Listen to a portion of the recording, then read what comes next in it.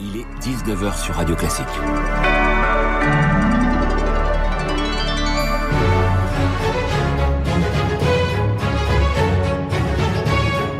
19h, 20h, avec Patrick Poivre d'Arvor sur Radio Classique. » Bonsoir à tous. Après le journal, il sera question d'économie, d'abord dans la chronique de Céline Cajoulis, puis vers 19h15 dans le grand débat avec Éric Lézère et Philippe de Sertine.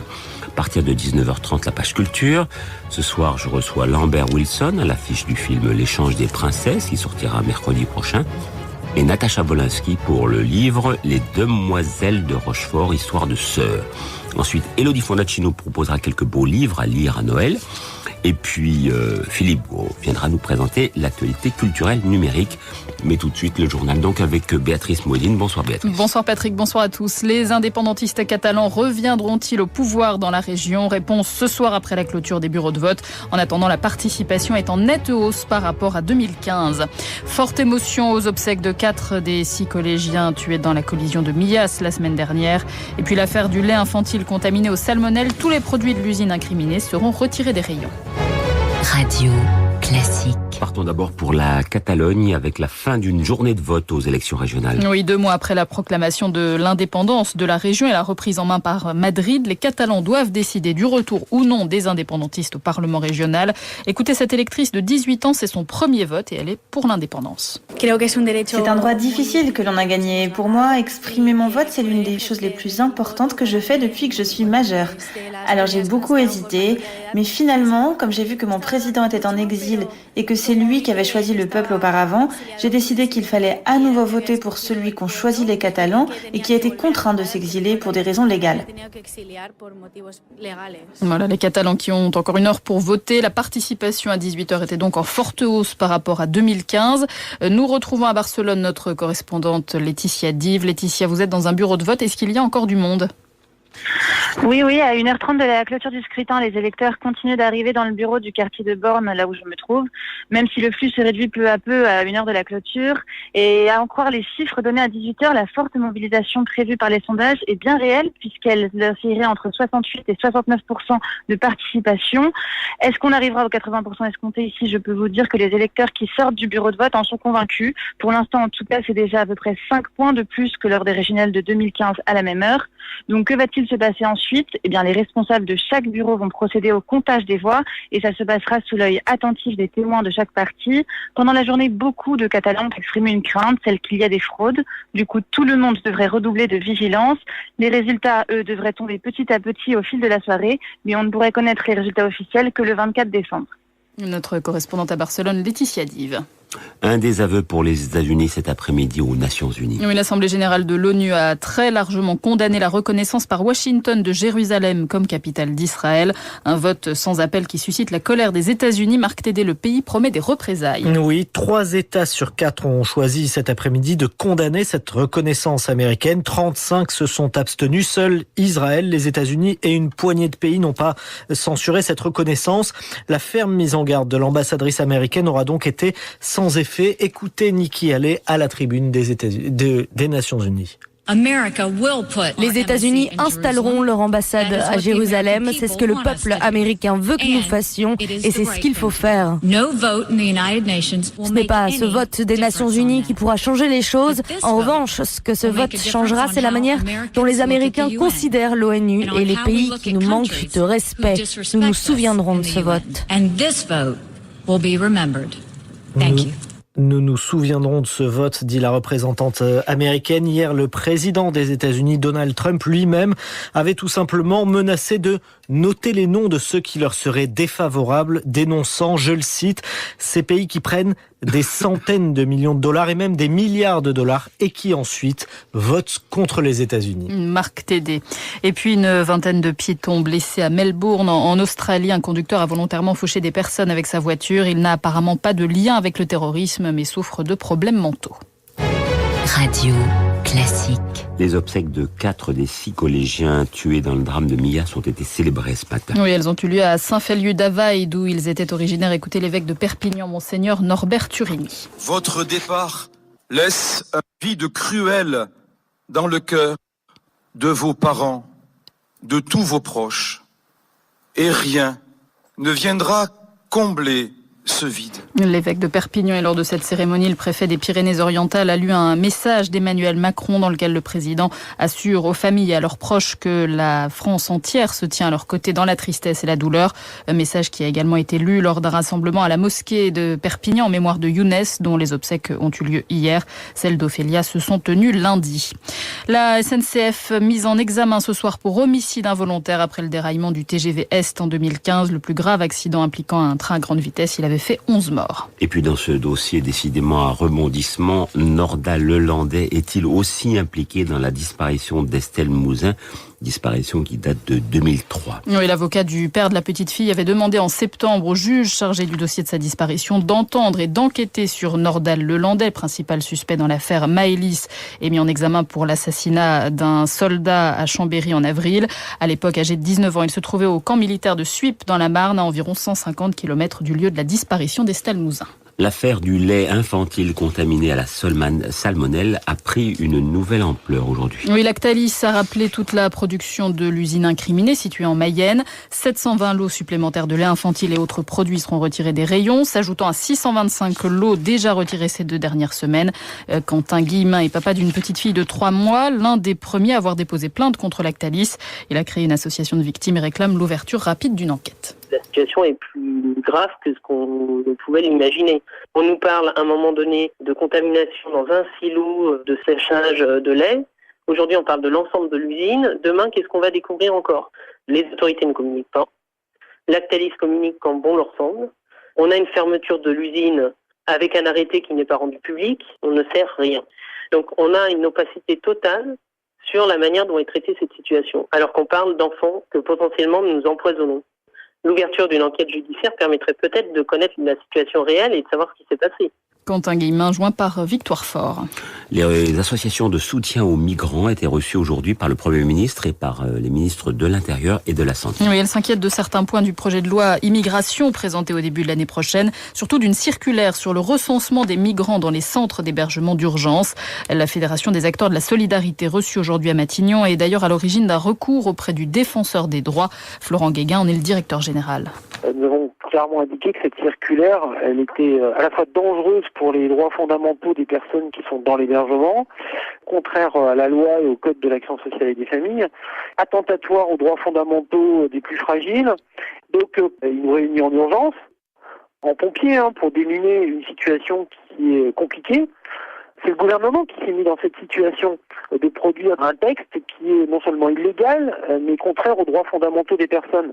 C'est au gouvernement aujourd'hui de proposer une solution de sortie. Florent Guéguin de la Fédération des acteurs de la solidarité. Et puis du changement à la tête de l'Orchestre national de Lille. Oui, le jeune chef Alexandre Bloch a été nommé directeur musical de l'ONL. Il remplacera le fondateur de la formation, Jean-Claude Casatsu. Un concert de passation aura lieu les 29 et 30 septembre en ouverture de la saison 2016-2017. Et puis, ce record d'embouteillage battu en Ile-de-France avec 562 km de ralentissement. Le précédent record datait du 12 décembre. Et oui, et cela intéresse évidemment au plus haut point nos auditeurs qui sont coincés dans les bouchons actuellement en Ile-de-France. Merci Béatrice Mouedine, il est 19h08, on vous retrouve à 19h. Économie Soir avec Céline Cajoulis. Bonsoir Céline. Bonsoir Patrick, bonsoir à tous. Daimler rachète le concurrent d'Uber, à savoir le français chauffeur privé. Oui, après Renault qui a racheté Marcel, c'est la deuxième fois qu'un constructeur auto met la main sur un opérateur de VTC. Une opération qui va permettre à l'allemand de se développer dans les services de mobilité et à chauffeur privé, grâce à de nouveaux financements, de venir concurrencer plus fortement encore Uber. Chauffeur privé compte aujourd'hui plus d'1,5 million de clients et 18 000 chauffeurs. Les gros cylindrés d'occasion, puisqu'on en parle, pourraient être taxés au moment de la revente, et ce, dès le 1er janvier prochain. Les députés vont se prononcer demain sur un amendement de la loi de finances 2018 qui instaurerait un nouveau malus qui pourrait dépasser les 800 € pour une grosse berline ou pour un 4x4. Les voitures d'occasion seraient taxées dès qu'elles atteignent 10 chevaux fiscaux et les voitures de sport ou de prestige seraient taxées qu'elles soient neuves ou d'occasion dès qu'elles dépasseraient les 36 chevaux. Et pour Daniel Quérault, le président de 40 millions d'automobilistes, c'est une mesure contre-productive. On pénalise les voitures d'occasion et surtout à partir de 10 chevaux, c'est quand même pas une voiture de riche. On trouve beaucoup de voitures familiales, des monospaces, des gens qui ont des familles et qui achètent des voitures d'occasion parce qu'ils n'ont pas les moyens de se payer des voitures neuves. Et là, on va encore les pénaliser en alourdissant la fiscalité au moment de la transaction. Donc ça paraît pour le moins aberrant. Et les gens ne sont pas incités à changer de voiture. Et là, plutôt que d'acheter des véhicules le plus récents et d'occasion, les gens vont pas changer de voiture, vont continuer à rouler avec la vieille voiture. Et c'est une première en Allemagne. Le syndicat de pilotes de Ryanair appelle à la grève à partir de demain. Une grève qui débute à quelques jours de Noël et qui est la première outre-Rhin depuis la création de la compagnie il y a une trentaine d'années. Toutes les liaisons prévues à partir de demain matin 5h seront affectées. Les pilotes font grève car la compagnie, qui a pourtant annoncé qu'elle reconnaissait leur syndicat, n'a pas été en mesure de fournir les documents l'attestant. Ryanair est la première compagnie européenne devant Lufthansa en termes de passagers transportés et est en pleine expansion en Allemagne. Un record de fréquentation touristique est en vue pour la France pour cette année qui s'achève. Oui, après 2 années marquées par les attentats, en 2017, les touristes étrangers sont revenus, ce qui a dopé les résultats dans le secteur de l'hôtellerie, dont les revenus sont désormais supérieurs à ceux de 2015. Plus de 28 millions de touristes sont déjà venus en 10 mois à Paris et en région parisienne. Il y a notamment un retour en force des Japonais et des Américains. Sur l'ensemble de la France, la fréquentation devrait dépasser cette année les 89 millions de touristes. Et puis une conséquence directe, cette année, les aéroports parisiens ont pour la première fois accueilli 100 millions de passagers. Oui, c'est un record. En 10 ans, les capacités aéroportuaires se sont développées et l'arrivée des compagnies à bas coût et des gros porteurs ont fait bondir le nombre de voyageurs. L'aéroport de Paris-Charles de Gaulle est le 2e aéroport le plus fréquenté d'Europe et le 10e au monde. Et puis on termine avec les marchés financiers. Qui sont tous dans le vert. Paris a terminé en hausse de 0,62% et à New York, le Dow Jones est en hausse de 0,41% et le Nasdaq de 0,30%. Merci beaucoup Céline Cajoulis. Il est 19h13 sur Radio Classique. Dans un instant, le grand débat qui va opposer Philippe de Sertine. Radio Classique, le grand débat du soir avec Patrick Poivre d'Arvor. Puisque c'est notre dernier grand débat économique de l'année, on va passer en revue justement les événements économiques de 2017 avec Philippe de Sertine, bonsoir. Bonsoir. Et Éric Lézère. Bonsoir. Alors, on va essayer de vous opposer d'abord parce que souvent vous êtes trop d'accord, mais je sais que vous n'êtes pas d'accord sur le Bitcoin. Ça, c'est sur, disons, globalement les crypto-monnaies. Alors, d'abord, l'avocat, Philippe de Sertine, vous continuez à être passionné par cette affaire oui, qui... on est à combien, là, actuellement On est passé 20 000. Bon, après, il y a eu un petit souci avant-hier. Mais 20 000 $. Hein, on démarre de 1. Mais on est à 20 000. Moins de 1. Oui. De temps en temps, il y a des petits soucis. Oui. Mais non, vous voyez, ce qui est extraordinaire, hein, c'est qu'on est en train de parler des événements de l'année d'un point de vue économique et on parle du Bitcoin, ce qui est quand même incroyable. Oui. Et je suis persuadé, effectivement, que ça commence à marquer les Français et même, on va dire, le monde. Les gouvernants, hein, aussi. Les gouvernants, absolument.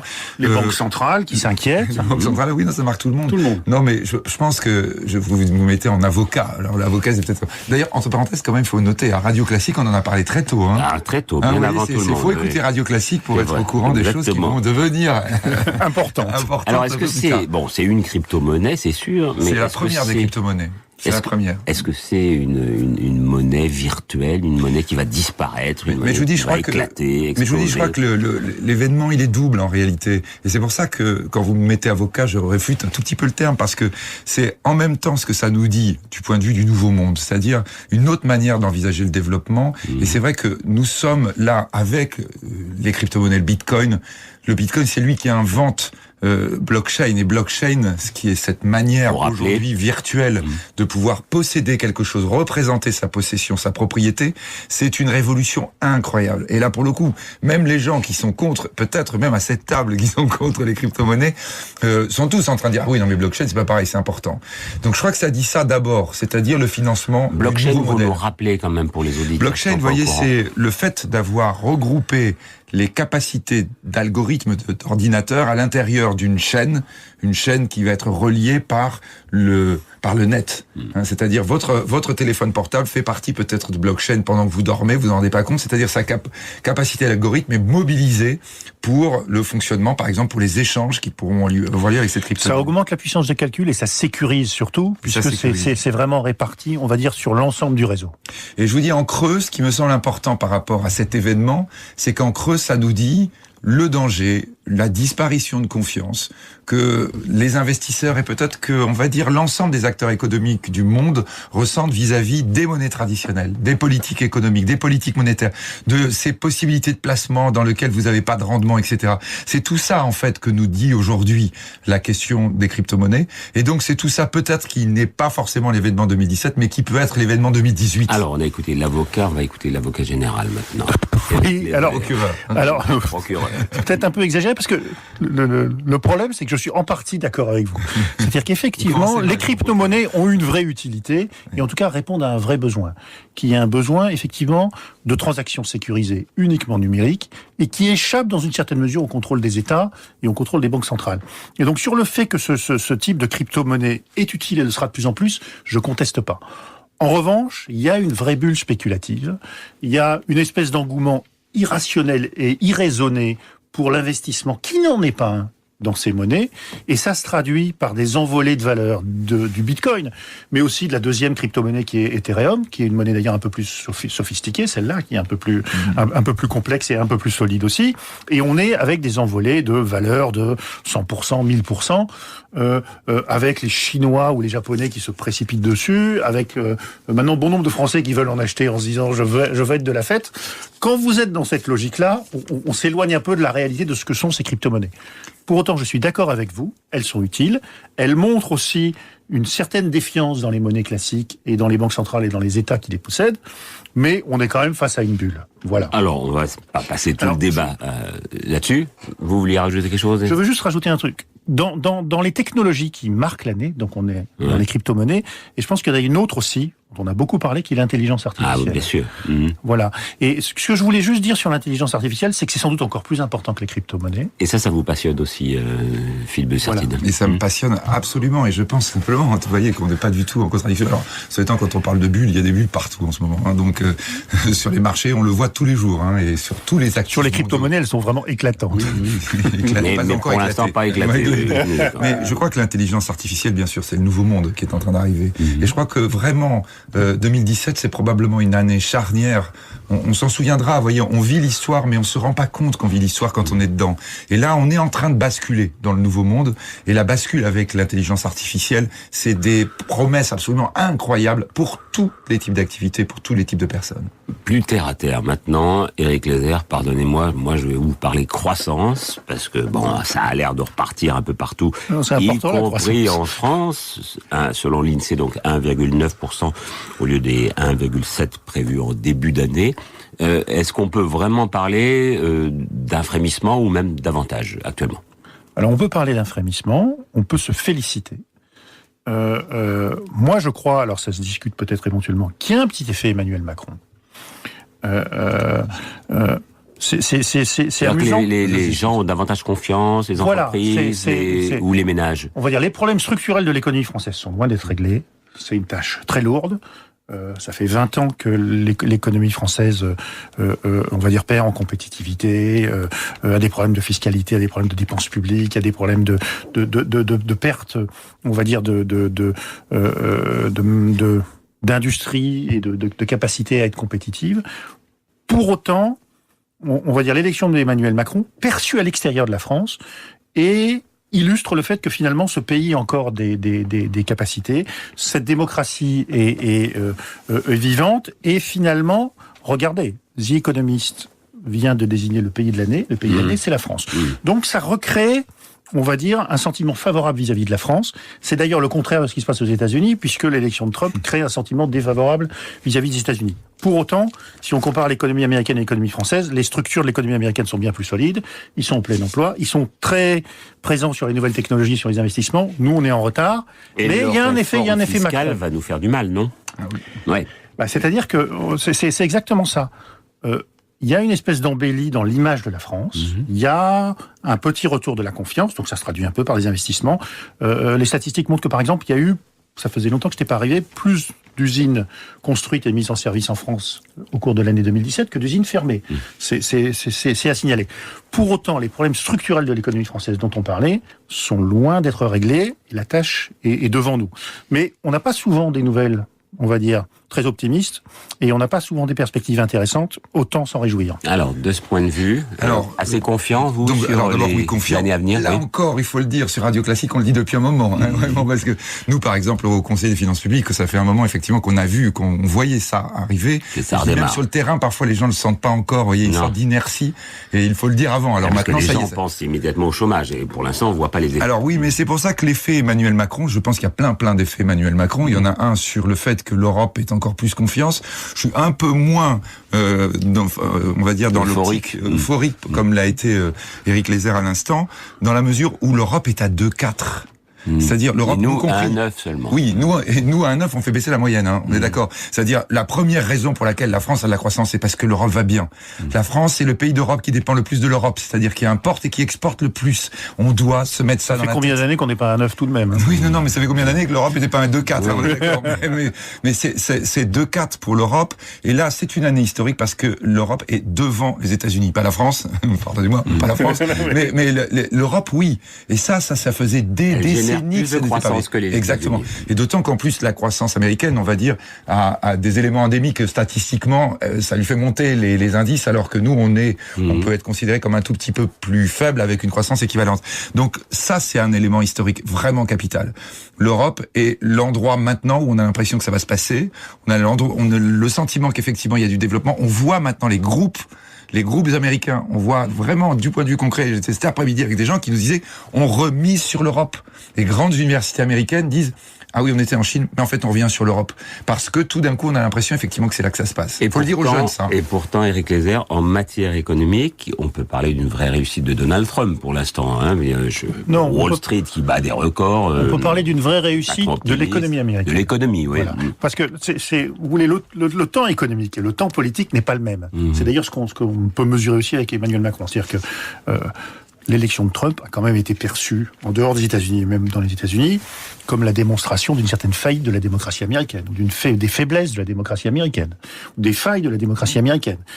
Il est considéré aussi, généralement, comme un président pas très compétent, plutôt incompétent, comme un président qui a certaines failles psychologiques, on va dire ça comme ça. Donc, c'est difficile d'imaginer qu'il instaure de la confiance. En revanche, il y a une réalité qui est que la politique menée par la Réserve fédérale américaine, qui est que la politique menée par Obama, a fait que, on va dire, les points forts de l'économie américaine ont plutôt été mis en avant. Donc ça veut dire la capacité à créer des emplois, peut-être des emplois pas souvent très qualifiés, mais des emplois en nombre, et puis surtout la capacité à investir, la capacité à être présent dans les technologies qui comptent. Et c'est là où est notre principale faiblesse. Dernier sujet, Philippe de Sertine, si vous permettez. Donc Emmanuel Macron président, on le voit, des réformes qui finalement se mettent en place. Pour l'instant, assez peu d'opposition sur son chemin, que ce soit syndical ou politique. Oui, et je crois que ça, par rapport à ce que vient de dire Éric Lézère, je crois que Emmanuel Macron, honnêtement, pour être même tout à fait iconoclaste, je dirais, si ça se trouve, si François Hollande était toujours président, on aurait un 9% de croissance. C'est-à-dire que là, sa chose. Aussi, oui. Bah oui, mais sauf qu'il est plus président et qu'Emmanuel Macron est président, c'est-à-dire il a la chance avec lui. Il y a la chance, il y a cet élan, incontestablement, et c'est vrai que les réformes qui sont venues après cette élection complètement inattendue, complètement surprenante, finalement, on a le sentiment que la société française s'est débloquée, à dire oui, on les veut.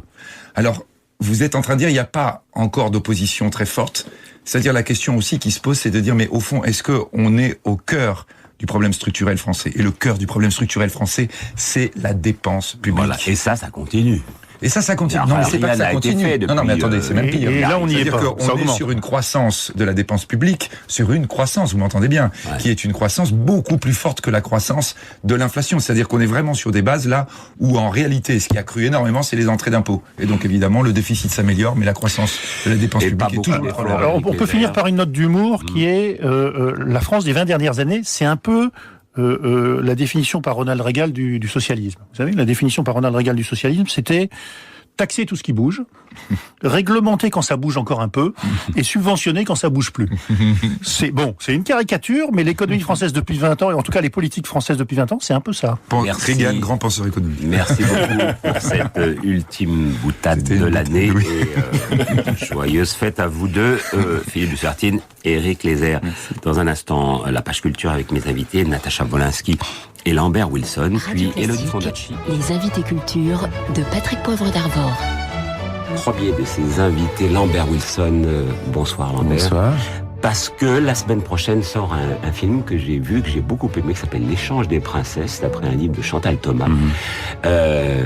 Vous allez nous raconter l'histoire, qui est parfaitement vraie. C'est une totalement histoire basée sur des faits historiques. Et la France. Début du XVIIIe siècle, vers 1720, le jeune Louis XV, sous l'emprise du régent, n'a que 12 ans et le régent, pour un peu mettre fin à la guerre entre la France et l'Espagne, tente un coup diplomatique assez osé et multiple. C'est-à-dire qu'en fait, il propose un échange de princesses. Sa fille, qui n'est pas princesse de France d'ailleurs, mais qui est la fille du régent, qui est une Orléans, fille du régent, partirait, ce qu'elle a fait pour l'Espagne, pour épouser le dauphin d'Espagne, et le roi d'Espagne lui enverrait sa petite fille de 4 ans pour qu'elle devienne l'épouse du jeune Louis XV.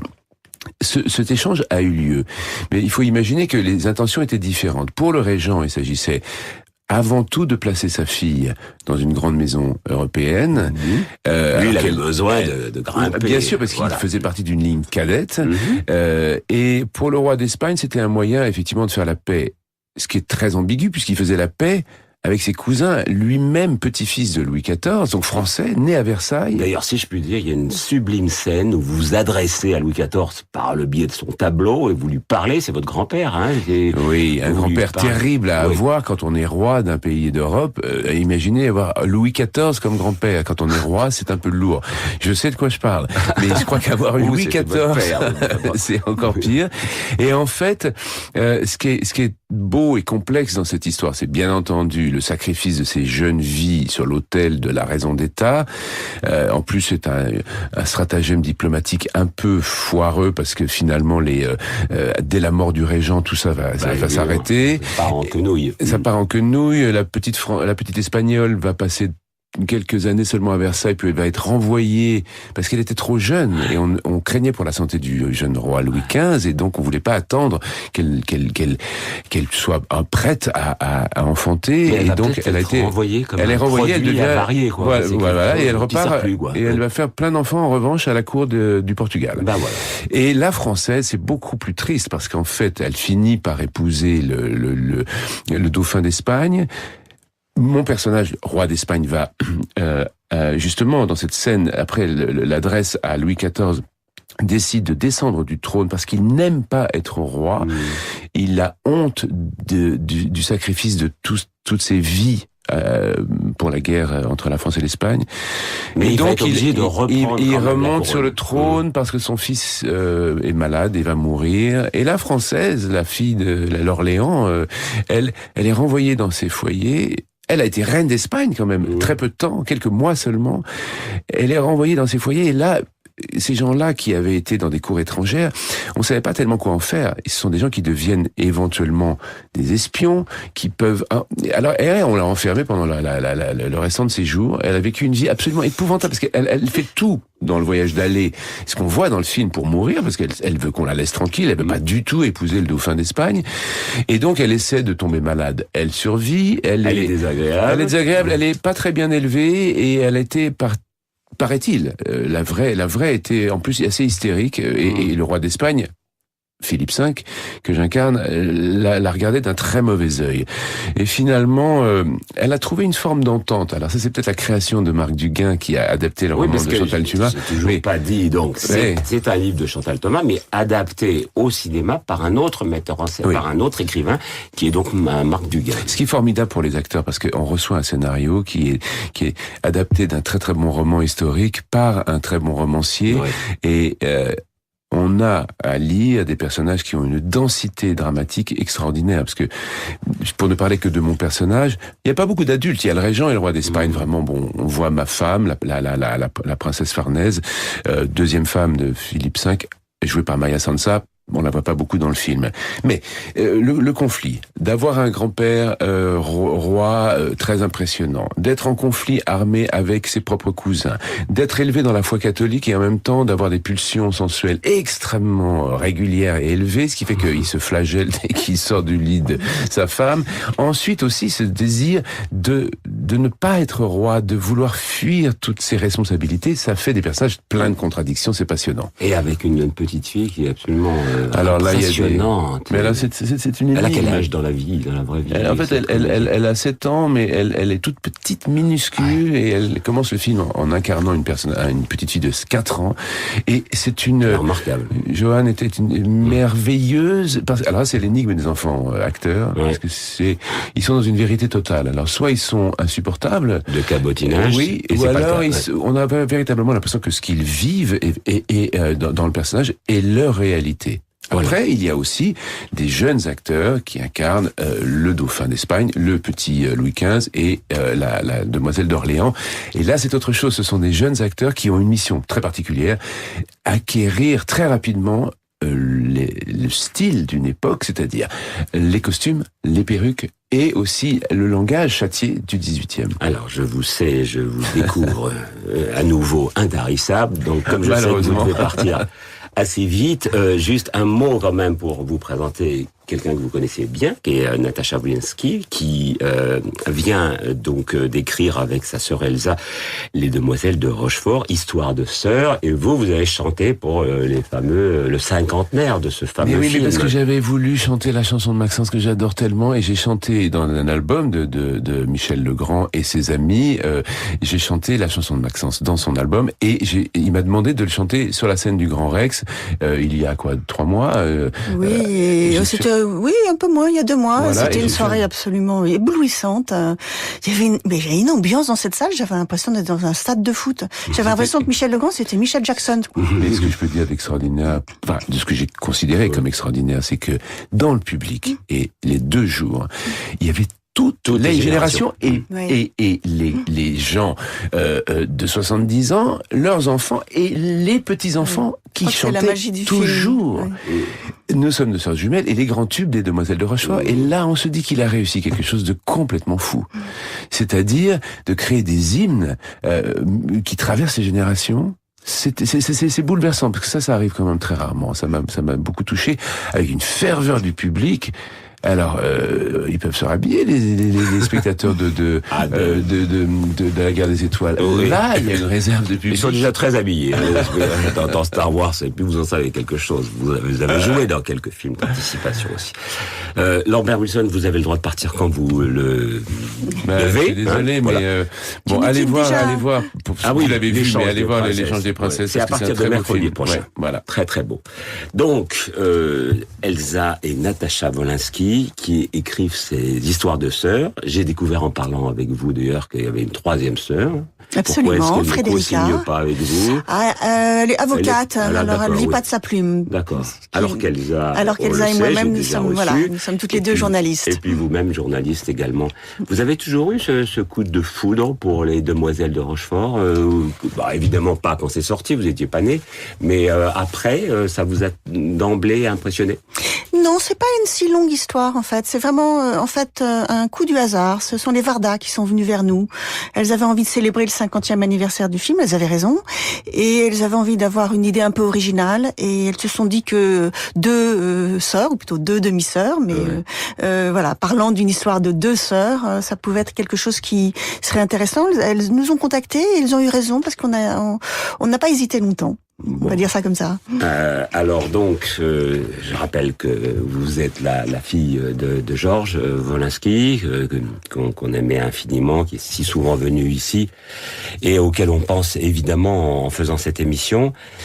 Cette histoire de sœurs, vous la racontez de quelle manière? Parce qu'il y a le film de Jacques Demy, faut pas oublier Jacques Demy, il y a Agnès Varda qui est pas loin, forcément, et il y a de la couleur, et du jaune, du framboise. Beaucoup d'images, oui, c'est un livre très illustré. Beaucoup.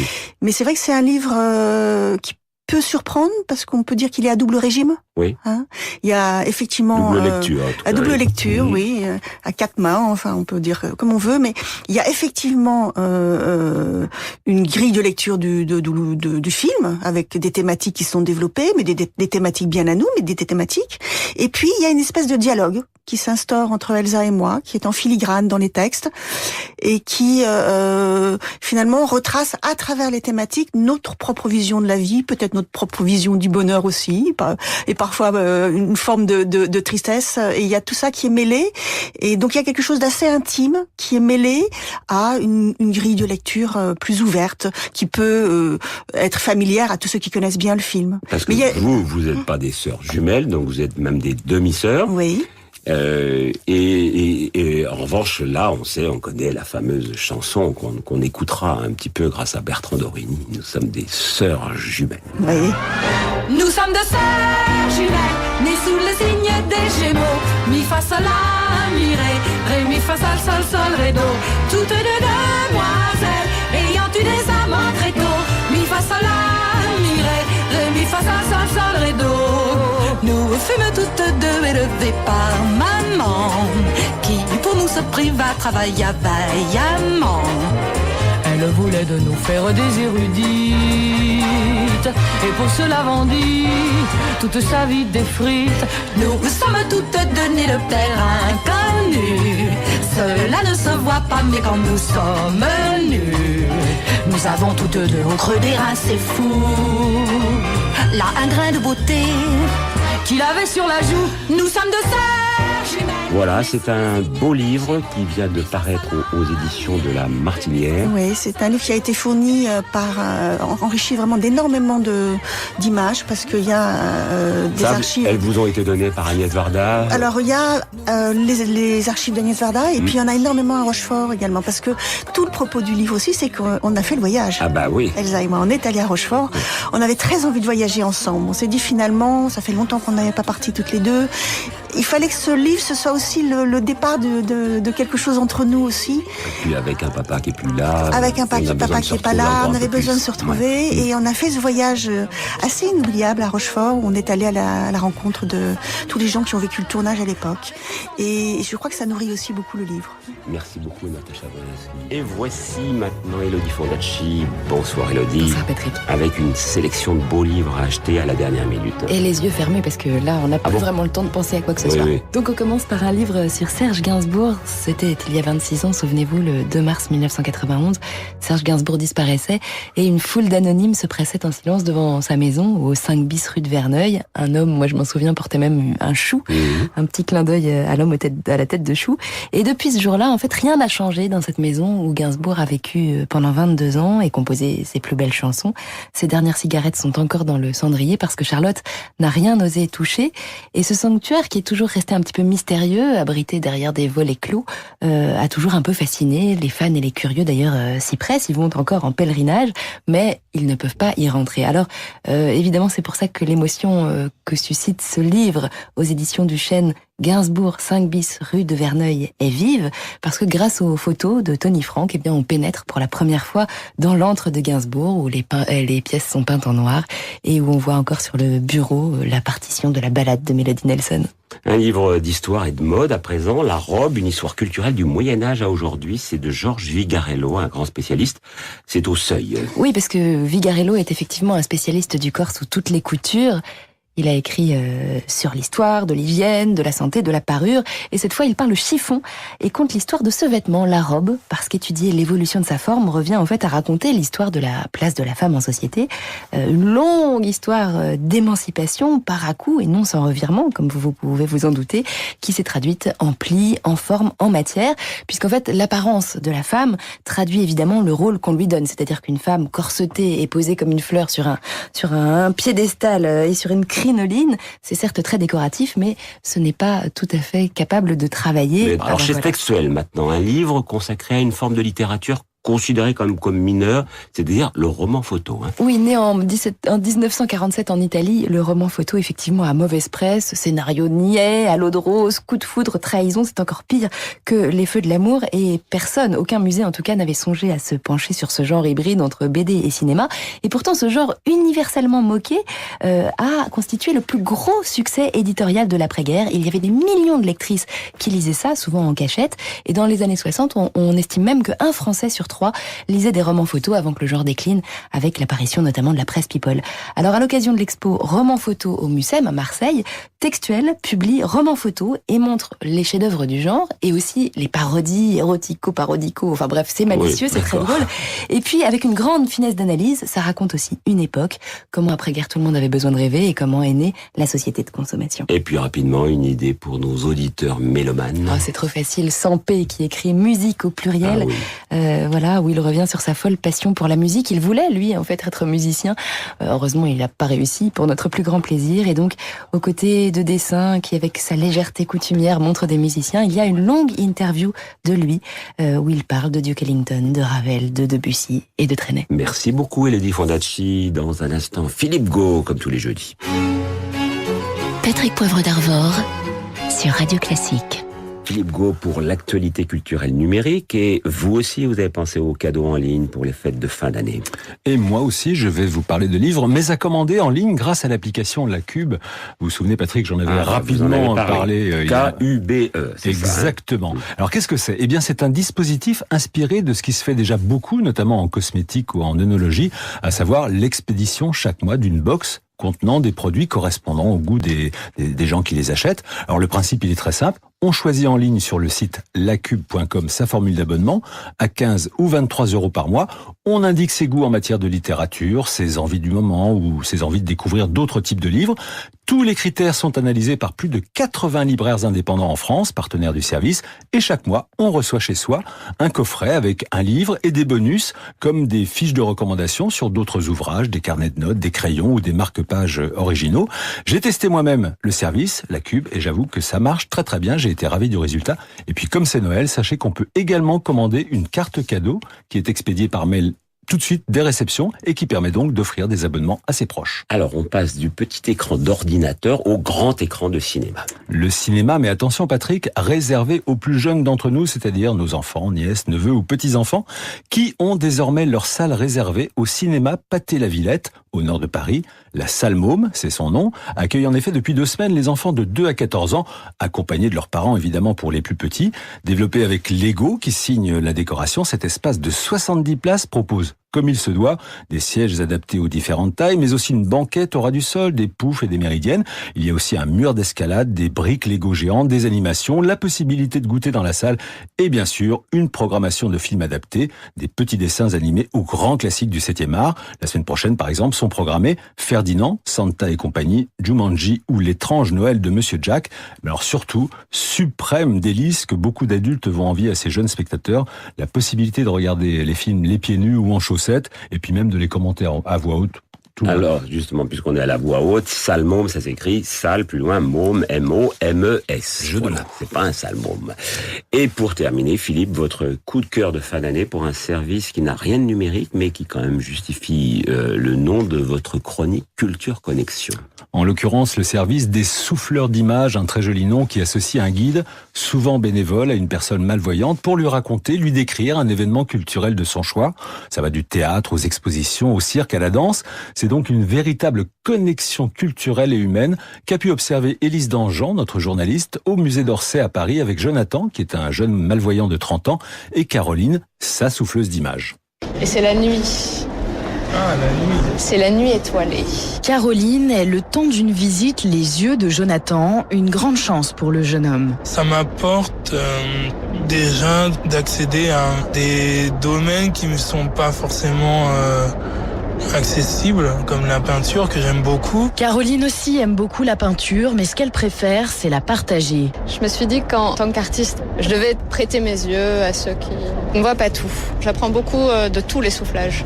Il y a toujours une rencontre avec quelqu'un qui a son système de perception. C'est 2 sensibilités qui se rencontrent. C'est magnifique à chaque fois. Alors ces souffleurs d'images, ils sont une cinquantaine en région parisienne. Ils couvrent à peu près 50 événements également. Mais ce service devrait s'étendre en province à partir de septembre de l'année prochaine. Et tous les renseignements sont disponibles sur le site crth.org. Merci beaucoup Philippe. C'est la fin de ce 19h-20h, réalisé par Bertrand Dorigny, que je remercie, et préparé par Marilène Mille pour la partie culture. Dans un instant, Florence Belkacem pour une certaine idée de la France. Et à 20h, Laure Maison qui vous présentera son journal du classique. Très bonne soirée à tous et par avance, joyeuse fête de fin d'année. On se retrouve début janvier. Radio Classique.